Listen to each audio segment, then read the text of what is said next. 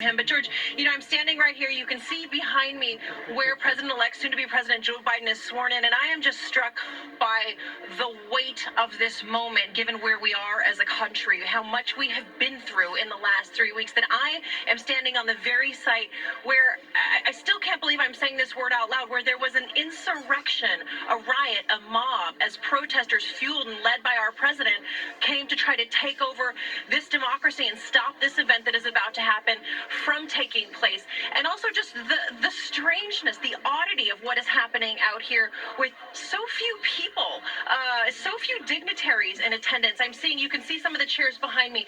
They're set two chairs each, one guest and each invited person and a guest, that they were allowed to bring those chairs socially distanced. It looks like more than 6 feet apart. And as I look out onto the National Mall here over my shoulder, this sea of flags that represents the states in our country and the territories, and not a single face of humanity, the American public that is normally here. And it brings me back to the very first day of President Trump's administration, his swearing in, and sort of how that told us what was to come, as he was so angry at how he was covered that day and refuted for days after the crowd size that was here. I don't know that any of us in this country who've covered him, or even Americans as citizens in general, would have thought we would end up right here 4 years later, George. Yeah, that first White House press briefing beginning with a series of falsehoods about that crowd in the Capitol. Mary Bruce, let me bring you in, our new senior White House correspondent. Of course, you've been covering Capitol Hill for the last several years. And going back, Joe Biden is going to be taking that oath, becoming president, delivering his inaugural address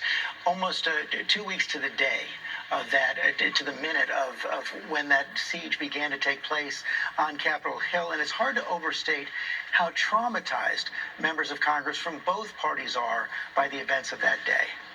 And of course, since that day, we have seen a remarkable shift here in Congress, especially from Republicans. So many of them coming out and saying enough, that they no longer will stand by President Trump, that they have to be a part of helping to turn the page on the Trump administration, lining up and finally admitting that, yes, Joe Biden will be the next president. You heard Republican leader Mitch McConnell just yesterday coming out and with some incredibly harsh words for President Trump, making it very clear that he's going to be helping to lead that charge in turning the page. And of course, the events of the last 2 weeks are overshadowing all of this, George. And here I believe we see President Trump